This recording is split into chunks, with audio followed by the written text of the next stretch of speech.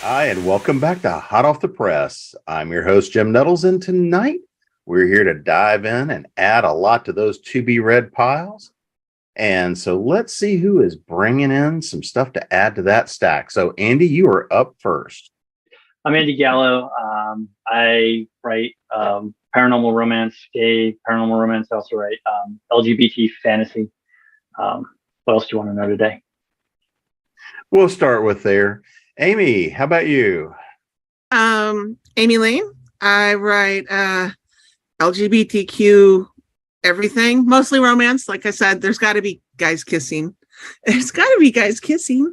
And paranormal romance, regular romance, urban fantasy, and romantic suspense, which is probably my favorite, but I always forget. I always rank it last. Hildie, it's going to be hard to guess based on what's behind you. I know, it's a mystery. I'm USA Today bestselling author Hildie McQueen, and I write Scottish medieval romance. My guys wear kilts with nothing under them. Wow. Glenn. I'm Glenn Parris, and I write science fiction. I write fantasy. I write medical, pharmaceutical, espionage, and I've done a couple of things for Marvel. And Wayland. I write under the name Wayland Smith. I call myself pan-authorial because I've written in almost every genre at least once. And I show up on here a lot now. So let's dive into these new releases that we've got going. Why don't we just tell everybody a little bit about them, and then we'll dive into a little bit deeper as we go along. So, Andy, why don't you tell us what the new releases you've brought for us? Can I share my screen or no? Yeah, you should be able to. It's just easier that way. I have. Let's see, how's that work? All right, hang on a minute. Does that work? No. There we go. Yes. Oh, there you Very go. nice. Okay. So that's the cover for the new book, Break the Spell. It's the first book in a new series. Comes out November 22nd. There is a prequel, but it's kind of hard to get to. But if anybody's interested, just shoot me an email at andy@andygallo.com, and I can send you the prequel for free. And it's the first in the series. There's 5-book series envisioned, assuming I survive that long to write them all. And let me stop sharing. There you go. So, Amy, what are you bringing in to add to that to-be-read pile? Okay. I have a series that actually did very well called The Hedge Witches. It was the Hedge Witches Lonely Hearts Club. And this is a spin-off of that series, and it's called The Luck Mechanics. And it's set on a tidal archipelago on the East Coast. And it features wizards and witches and a wizard trying to be a magician, and he sucks at it. And a thing called a luck mechanic, which is that person who's got that one tiny little talent. So does your magic coin, does your coin always flip? Does that always tell you the right thing? Does your refrigerator always have enough soda? Can you shut doors from across the house or turn on and off a light from across the house? But that's all you can do, right? You can't expand on that. You just have this one little mechanic that you can execute, the luck mechanics. And so that's kind of what it is. It's paranormal. The first one starts off with a ghostly mystery that they will continue to solve through all the books and all of the boys kissing. Hildie. So my newest release is the one behind me. It's called Eric. It's book 1 in the Guards of Clan Ross series. There's the cover. It is the story of, normally when you write medieval Scottish, you write about the lairds and their brothers and their family. And so it's usually, these powerful men and these women who are either, part of the court or they're like commoners. But in this case, I decided to do a spin-off, and it's all people that are commoners. So these guys are all guards to the laird and how they find love. In the case of Eric, he is a warrior who is out to seek what's going on with this village that is killing people. And she is a spy. So he is a warrior, she's a spy, she's technically the enemy. So any kind of attraction between them could mean what? Death. Sounds juicy. It is. So, Glenn, how about you? Well, I thought I'd give my wit a little romp with a story in Terminus 2. It's called The Sleepwalking Dead. And the main character is a zombire. He's a vampire who sleepwalks during the day, and his familiar has to slather him with sunblock and carry an umbrella over him to keep him from burning up. And he doesn't know why he's tired at night when he comes out of his coffin. That and the drinking problem he's got. You can smell the formaldehyde from the door. That's delicious. I love that. I love it. Wayland. I actually had revised what I was going to talk about because a little while ago, one of my publishers went under and I lost several books, including a new release. But the one I do have with me is book 2 of my Wild Side series, which is about superhuman mercenaries. They get paid to use their powers. So, Amy, why don't we dive a little bit deeper into this new little spinoff world of yours? Okay. Let's talk a little bit about the world. What's the world look like? What are people going to fall into? Not necessarily too much who yet, but, what kind of a world are they going to step into? Well, hopefully they'll fall into love because it is paranormal romance. Scary. Right. That's the scariest conflict of all.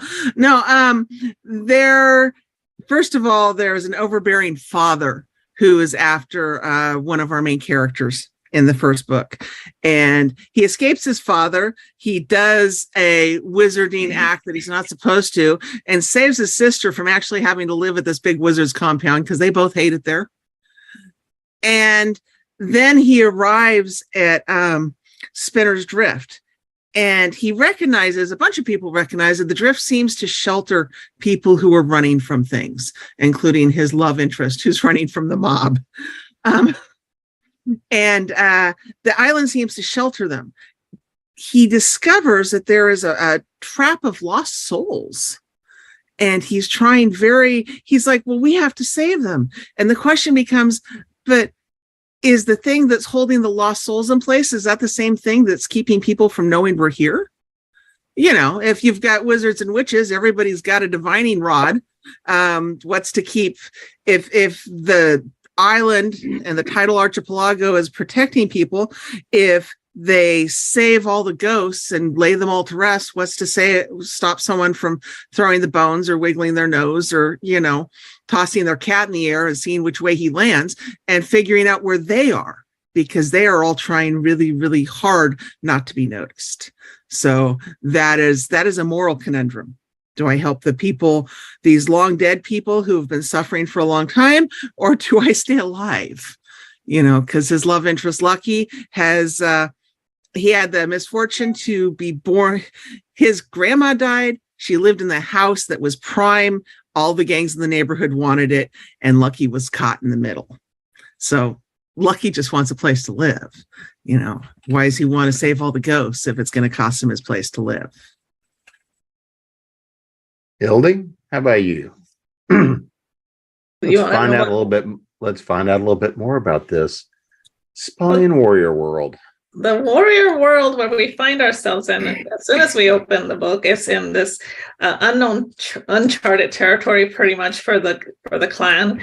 Well, they've been fighting battles to the north and the south, and the areas of where they've had issues with insurgents and people from within the clan that is that are, what do you call it? Yeah, they're revolting against the new laird.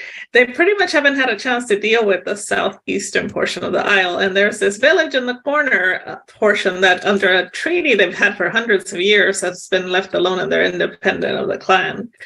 Well, these people, they're run by tyrants, kind of kept those people away from everybody else. And so until they started killing and attacking and robbing the people that belonged to Clan Ross.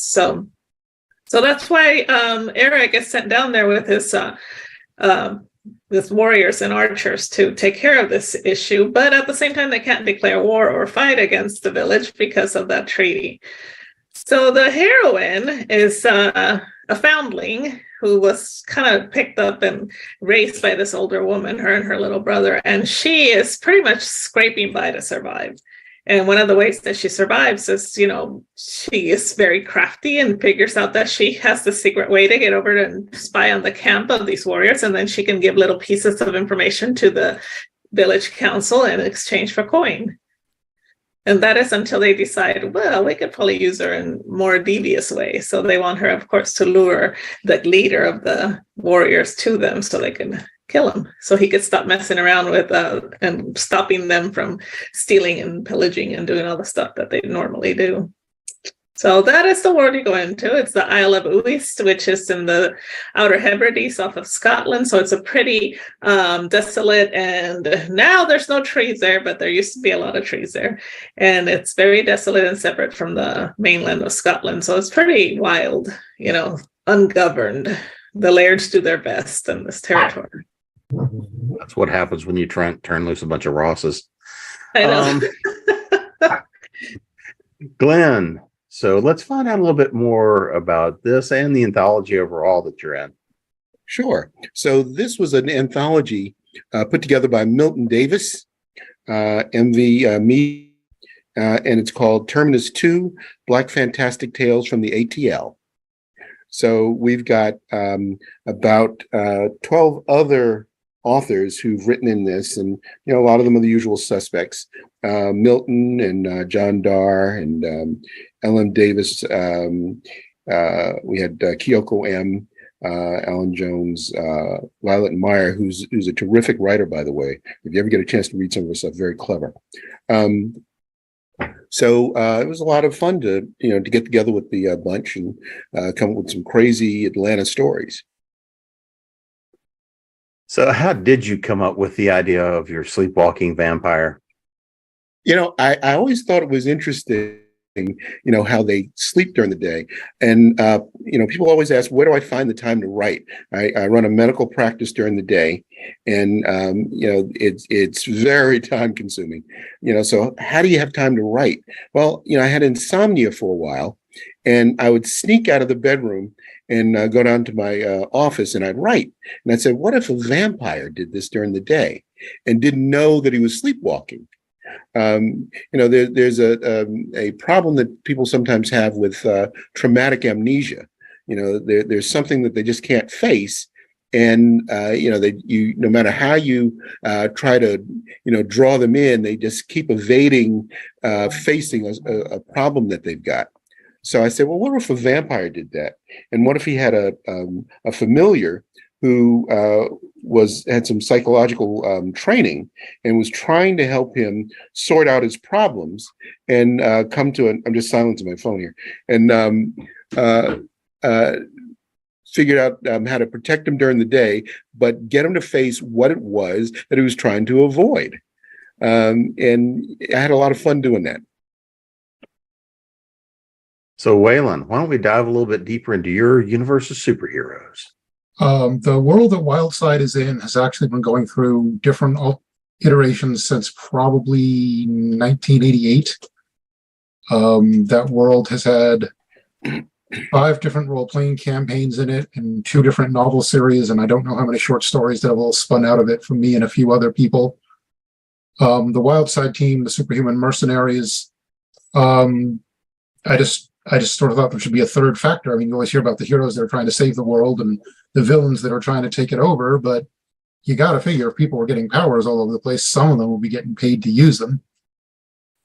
So my team, Cancel is the team leader, and her superhuman ability is she turns off other people's powers. So that gives the team a fairly good combat advantage. And then in this particular book, the team gets split up into a couple of different groups.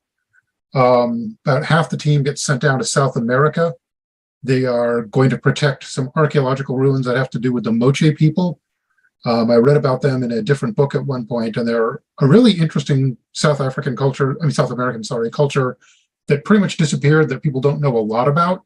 But considering one of their head gods was called the Decapitator, there's a lot of fun things to write about with them. And then the group of the team that stays up in their home city, there is a new drug loose in the city called Exocaine, and exocaine will give normal people superpowers, will hype superhumans up to like the next level of powers, but there's a pretty good chance it'll burn you out and kill you somewhere along the way. So they're trying to find out where this is coming from and how to shut it down. Andy, what you got? Tell us a little bit more about the world we're going to be falling into here. So basically, it's set in the, I guess you would call it contemporary times. So I set it in Philadelphia. That's the capital of the mage world. I figured, why not, right? City of brotherly love, a little bit of magic there. Why not, right?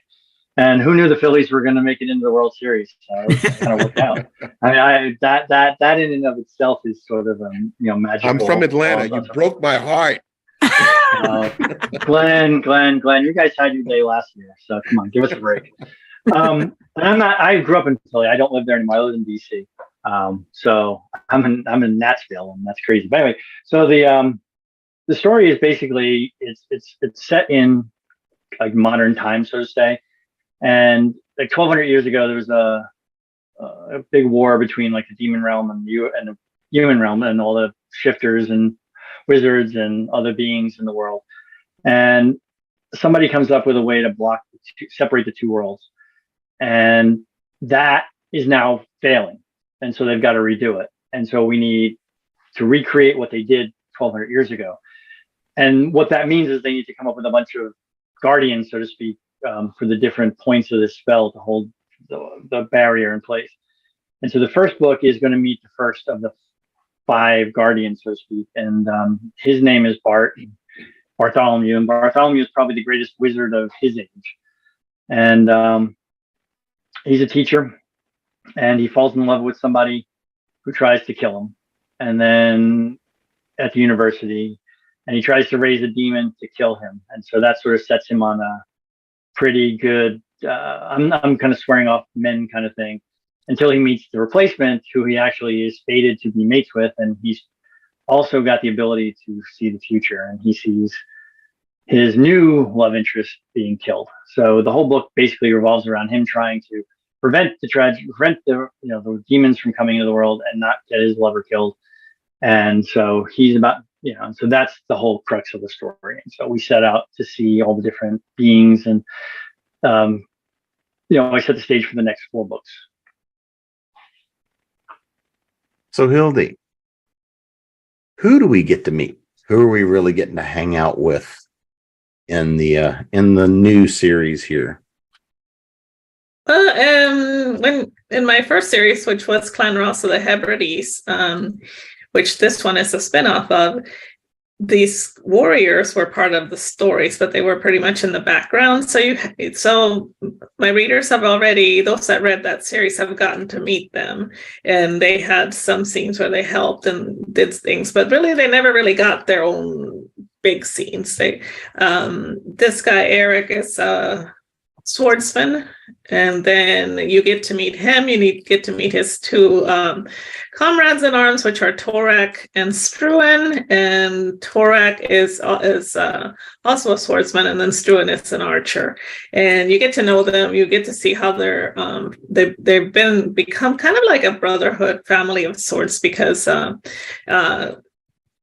Eric's family is in the Isle of Skye, so he doesn't get to see them often. Back in those days, it wasn't like you could just jump on a ferry or something. And then Torak, he has his parents, but they live a little bit of a distance away. And then the third one, Struan, he has no family. So they have formed a brotherhood of sorts between them and all their warriors. So you get to meet them. You get to meet 2 younger warriors. One is a warrior, one is an archer, and those 2 guys are gonna get their own little story, because I'm doing an anthology coming the spring, which will be like my second ever male writing it. So I'll be reading some of y'all's books to figure that out.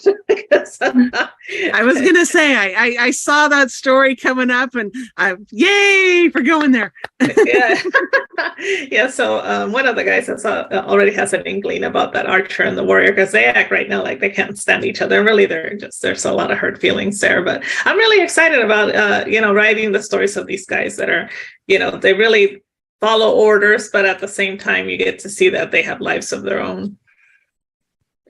And the heroines are going to be kind of feisty. I was kind of worried because the first heroine, I kind of like made her with everybody's beating her butt or mistreating her. And then the second one wasn't having a much better time. I'm like, gosh, I got to give them a spunkier one. So the one I'm writing right now, she's pretty spunky. So, Glenn, tell us a little bit more about our vampire and his attendant. Sure. So his familiar, his attendant, is Marcus Cole and Marcus Koch. And the vampire in question is Professor Elmo Hugel, who is a Trinidadian British professor who was made a vampire 150 years ago. And he has a deep, dark secret that he just can't face. And he's got a drinking problem. And there's just not enough formaldehyde in the world to erase all of his bad memories. Yeah, I was always curious how vampires got drugged. Did they drink from people who had just gone on a bender? I mean, so the formaldehyde is good. I like it. Well, keeps you fresh. Yeah. Wayland, Yes, sir. tell us a little bit more about some of the folks we're going to be hanging out with on this adventure. Well, I just realized I'm not sure I actually gave the title. It's called Old Gods and New Drugs. The speedster on the team is called Sprint, and he's possibly one of the only characters in that world who's better known in his civilian ID than his super ID. His name is Michael Bartlett, and he's one of the world's foremost practitioners of superhuman law. And I actually did that long before She-Hulk came along. Thank you very much. The team's strongman Shockwave is actually a brilliant research scientist, and he would much rather be in the lab than out punching people. But he got dragged onto the team by his then fiance, who was the team's first mentalist named Migraine. She has sadly passed since then, and he didn't feel like he could leave the team because of her memory. Who else is in there? Dream Slayer is their current mentalist. She runs a private investigations firm on the side when she remembers it's actually there because she gets too tied up with this team. And who else have I got? FX is a special effects movie coordinator in her civilian job, and her powers include invisibility, illusions, and teleportation. So, Andy, tell us a little bit more about some of the folks we're going to be hanging out with. So the main character, Bartholomew Holland, he's part of what I would call the preeminent mage family in the world. And they've sort of been top dogs for centuries. And so he's actually the best of the family, but he is they're fabulously wealthy. The whole family has sort of had a stranglehold on the mage councils and power for 1,200 years. And so then he ends up falling in love with an elf who becomes the first elf to teach creative magic at the major university in Philadelphia that teaches wizards. And so he comes from a nobody family, but he's got a big chip on his shoulder, as one would expect from one of the preeminent elves of his generation. And so it's interesting. The point for me was to try and create the dynamic where they didn't so the way they started out, the way I kind of got them to hate each other at first is they start the book basically by sleeping together. And Bart, yeah, right, exactly. And Bart has this vision that this guy's going to die if he continues to date him. So he sneaks out. And so that left Cal kind of salty. And then they figure, hey, we'll never see each other again. What the hell? And the next day they show up and he's the new professor and Bart's the old professor. And so it's that went well. But then they had this love-hate thing they had to try and go. And of course, Bart doesn't want anything to do with them because he's already seen the future and he knows that and he's seen too many other people die when he has these visions. So he knows it's real and nobody else believes him. So that's the whole roundabout. So the Hollands and are, like I said, they have the stranglehold on the world. And so he kind of takes it at first that, that's just Bart being one of the Hollands who are high and mighty and I'm just not good enough for him. So that's how we get started. Things go downhill from there. Amy, how about you? Tell us a little bit more about the folks we're going to be hanging out with. Well, we got Scout. Scout is he's a member of kind of like Andy's family, he's a member of this great wizarding family, except my wizarding families they have big wizarding compounds, and it's almost like a breeding program. And Scout isn't, he's not the strongest and not the fastest, mostly because he would just rather go have a sandwich. Like literally, his father's trying to teach him to do something. He's like, okay, fine. I'm going to go have a sandwich and you do whatever you're doing here. So his father, for his big wizarding test, the one that decides whether or not he's going to stay in the compound, Scout is pretty sure he's going to fail. And he does. And the thing he's supposed to do is make a portal, where you make a portal in time and space and you go through the portal, and he fails and he ends up banished from the compound. And so the thing he does immediately after that, well, first he discovers that one of his brothers has prepared for him and has given him the number of the one brother who got out. So he has somebody to talk to in the regular human world. But the second thing he does is make a portal to get his sister out, because holy God, he's out of there. But his sister is actually a premier filly in the wizard breeding program, and so their father is after them immediately, and they have to run. And using divination, they decide to go to the Spinner's Drift tidal archipelago.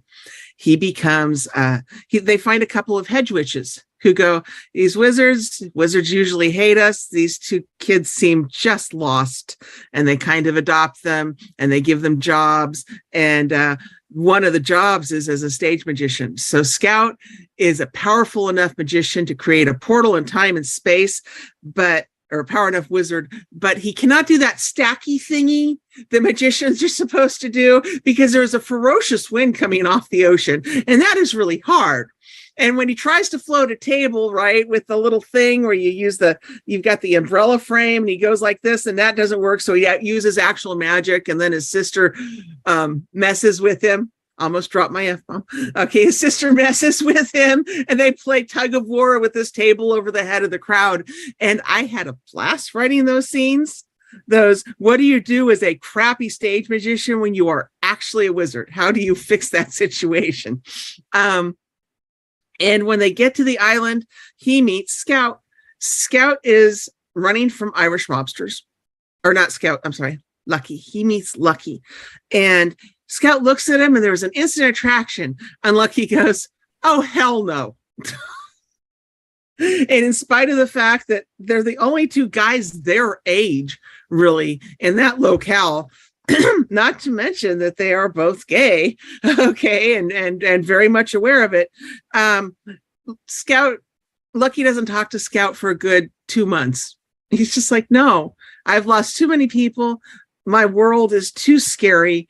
I certainly don't want to drag this kid into this world where mobsters might show up at any time to try and kill me so they can have my grandmother's house legally.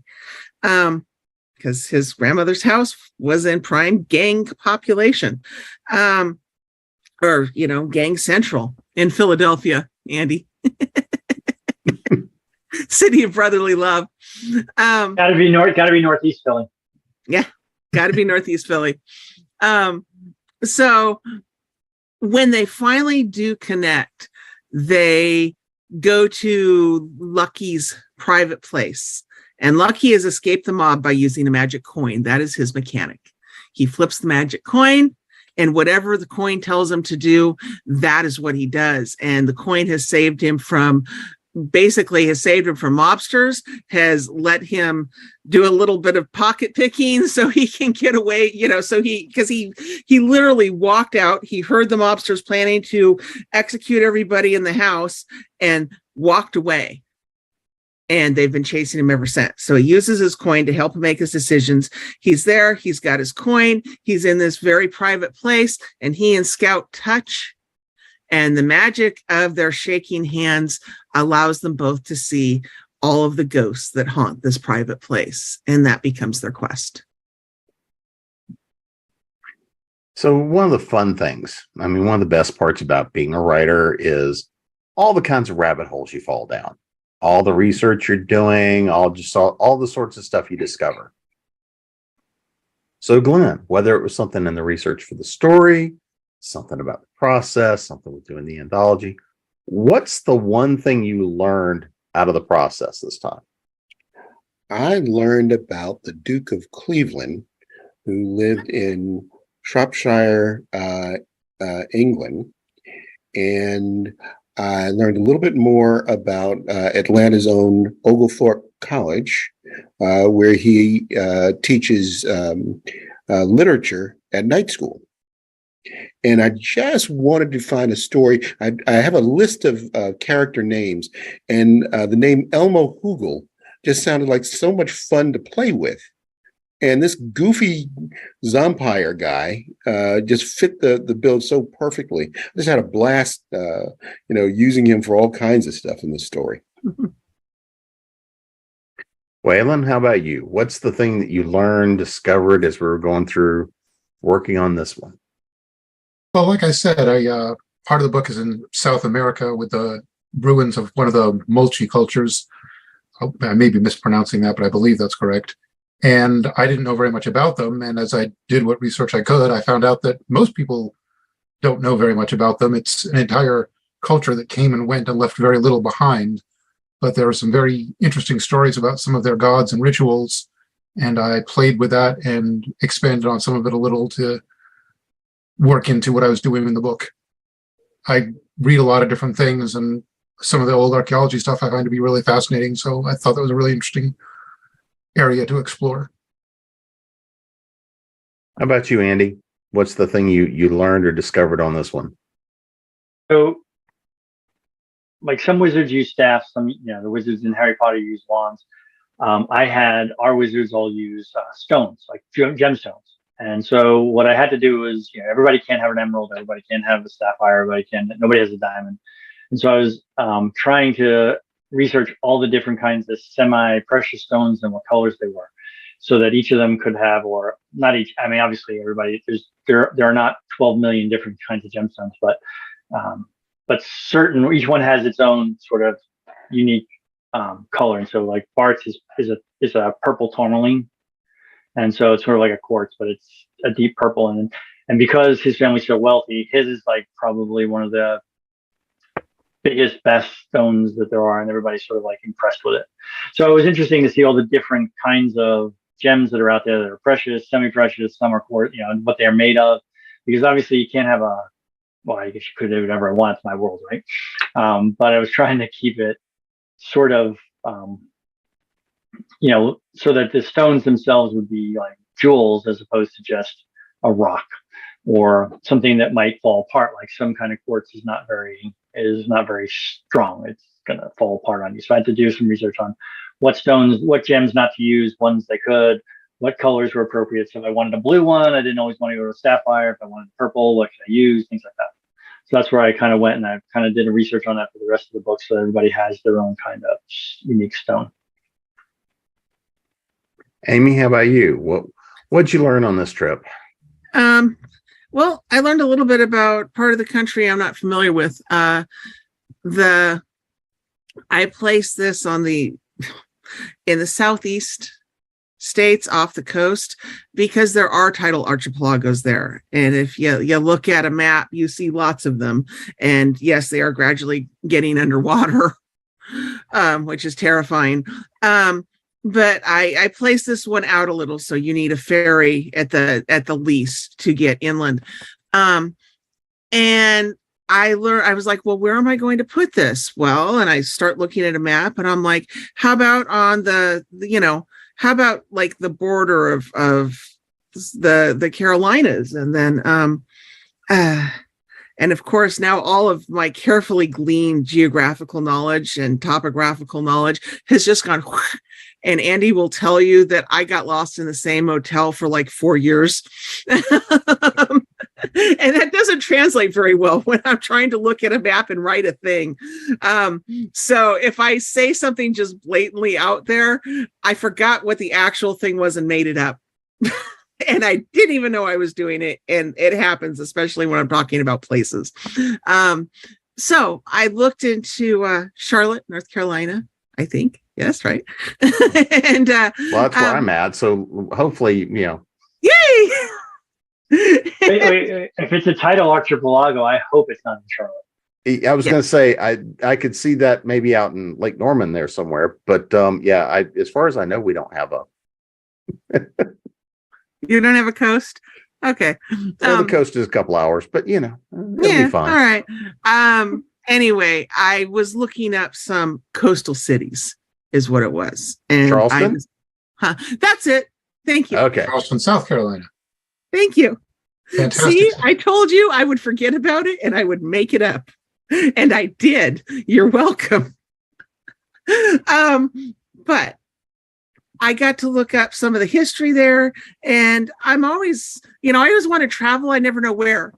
And given the way my brain reacts with geographical places, you can all see why I never know where I want to go. But I always want to go somewhere besides here because where I live is super boring. So I got to see where I would go. Going to a Southeast city and, maybe visiting some of the actual archipelagos that I would actually have to look up and write down and have a list in front of me. That would be really fascinating. That there's a lot of rich history there. There are, I've been to New Orleans a couple times. Fun fact, was there with a friend once and said, how are we going to find the hotel? She grabbed me by the shoulders and turned me and said, you see the highest building on the skyline? I said, She goes, that's our hotel. I said, okay, I might be able to find that if I get lost. So this is a real thing. That's what New Orleans will do to you. Yeah, especially. But I found out that it's not the only game in town. As much as I loved it, that it's not the only city that has vampires and ghosts in its bones. And I would love to explore some of them. Savannah. Thank you. Yes, the most haunted city in the United States, they say. Oh wow, St. Augustine, Florida. Mm-hmm. Oh, I've been there, and it is haunted. I just went on a ghost tour of Savannah last weekend, and day after tomorrow, I'm driving down to New Orleans for World Fantasy Con. So, oh, excellent. I'll see you there. And very good. Perfect. Well, I'll buy you a drink. Take the ghost tour in New Orleans because it's fantastic. Oh, yeah. I've done that a couple of times. Yeah. But my wife's family is from there, so we get the real story. Oh, or at least I hope somebody's going to lie to me and tell me the real story. Yeah, we're from Charleston. They'll tell you every one of the 12 real stories about all the hauntings in downtown Charleston. Right, especially if I'm buying drinks. Well, exactly. There's plenty of spirits in downtown Charleston, if nothing else. There you go. So, Hildie, what'd you learn in this particular endeavor of a Highlander's kilt?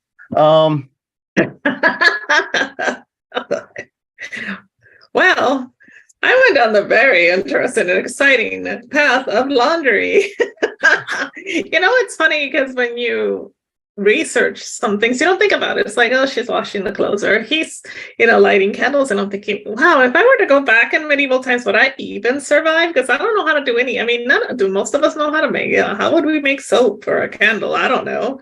So I was just kind of wondering and started looking into laundry, and I'm like, ew. So did you guys know that before we had soap, they used to use stale urine to wash the clothes?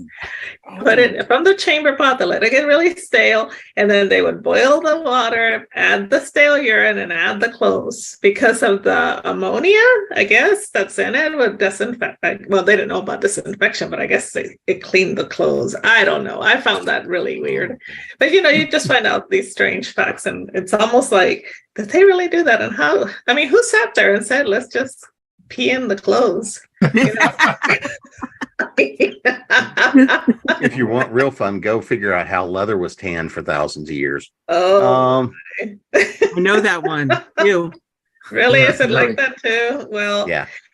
So anyway, between that and they used the animal fat and wood ash to make. It's very incredible how we as humans came up with. This is how let's make soap. Okay, let's mix animal fat that fell into the ashes, and somehow you figure out that makes soap. I don't know, but it worked. And a lot of that was used to, candle making, things like that, how it was this used back in those days. And so sometimes it's hard because living in these times, I'm like, and then this happened. I'm like, well, People went to bed really early because the candles only burn so long. And when it turned dark, you were pretty much in the dark, and so I had to make some adjustments. But yeah, some of that stuff gets me thinking about it. I don't want to go back in time. Yeah, you can't turn on the solar lamp at the camp and the. No, and heat, that would kill me. There's a passage in Shakespeare where they're all gathered to discuss a murder, and everybody's in their nightshirts, and they talk about their naked frailties. And when I was teaching that passage, I had to remind kids, guys, when they're talking about their naked frailties, they're basically saying their balls are shriveling and they had to go back to bed. Yeah, I bet. Well, guys, it sounds like everybody is stacked up with a lot of stuff to add to that to-be-read pile for the holidays. So before we get out of here, let's make sure everybody knows where to find you and those new releases. So, Wayland, how about you? Websites, social media, all that kind of good stuff? On Twitter, I'm at Wayland Smith 1. I still want to find who beat me to that. I review all superhero-themed TV shows and movies for a site called comicbookclog.com. My books are on Amazon. You can find me on Facebook, and I am also fairly active on Goodreads. And what's the name of that new release again? The new release is called Old Gods and New Drugs, and book 1 in the series is called Cadre Clash. So, Glenn? Well, as the Black Panther is coming out next week, Marvel has come out with the paperback version of Tales of Wakanda. And my book and my story in that is The Underside of Darkness. I just got an endorsement from my friend Wayland Smith. It's a great series, and his story is fantastic. Thank you. And I will be appearing at World Fantasy Con in New Orleans, promoting Dragon's Air, the Iflu Legacy. And I'm going to be having a blast. My website is glennparris.com, Glenn with 2 N's, Parris with 2 R's. And why, Jim? Because I'm double like trouble. Oh, yeah, that too. And I just started a new newsletter called The Children of Dragon. And it's the first time I've ever written a newsletter, and I'm actually having kind of fun with that. So, Hildie? You can find me everywhere under Hildie McQueen. I'm pointing. Can you see my pointer? No, not really. It disappears. So pretty much Hildie McQueen. I'm usually mostly on Facebook and Instagram. Instagram, Hildie McQueen Writer, and Facebook is just Hildie McQueen. And if you want to go to my website, which is fantastic, by the way, it's hildiemcqueen.com. And my book, Eric, released on the 28th of October, and it's doing really well. It's number 5 overall in medieval historical romance. Oh. Amy? Let's see. I have a Facebook group called Amy Lane Anonymous, which we mostly stick to yarn and funny things and weird animals and stuff. I have a website, amylaneromance.com, I think. Well, it's got 2 URLs, but Amy Lane Romance is easier to remember. And that is a place to sign up for my newsletter to tell you about new releases. And I have a Patreon, which is Amy, HEA, capital HEA, Lane. When you go to Patreon, and I post a lot of free stuff there that connects to my series and just, random stuff. I have 70,000 words of super bat fanfic. Every now and then I post a revised document of that because Batman and Superman belong together. And I believe that, damn it, I do. As long as it's not Henry Cavill, because he's mine. Oh, no, Henry Cavill can be yours. Okay. But Batman and Superman, like the old DC cartoons, the one that they did on the Black Velvet that was just so noir. Okay, yeah, that Batman and that Superman, you can't tell me they weren't banging. And let's see. And you can find me on Twitter, but I'm boring, so don't follow me on Twitter. It's at Amy McLean. I go off on politics, and that's just boring. Who needs to hear more of that crap? And Andy? I think that's Oh, I'm sorry. Yeah. No, go ahead. No, I was gonna say, Andy, you're on. Oh, Andy, you're up. So you can find me at andygallo.com. That's my website. Andy Gallo on Facebook. It's really original. I know I'm not as original as Amy Lane. I don't have HEAs in there, and I don't have all that other good stuff. I think you had Green Hills there at one point, didn't you? Amy? Well, that was my alternative website URL, and I managed to get Amy Lane Romance because explaining how to spell it was just driving everybody, including me, bonkers. So AmyLaneRomance.com. I don't do Twitter anymore. I wasn't really big on it, but it's sort of a political statement. I'm not doing Twitter anymore. I have a newsletter. You can get that on my website or on my Facebook page. I also have a Facebook group, Glorious Readers. It's like GALLORIOUS Readers. Play on Andy Gallo. And that's about it. And the new release is Break the Spell, Paranormal Romance. It will be out November 22nd. Perfect. Well, and I've had the pleasure of being your host tonight, Jim Nettles, and you can find me at jamespnettles.com, authoressentials.net, authoressentialsworkshops.com, speculative-fiction-academy.com, and of course here at ConTinual, because they never let me out of the control room. And go stack up those to-be-read piles, and since those holiday seasons are coming, somebody needs one of these books. And we'll see everybody again soon.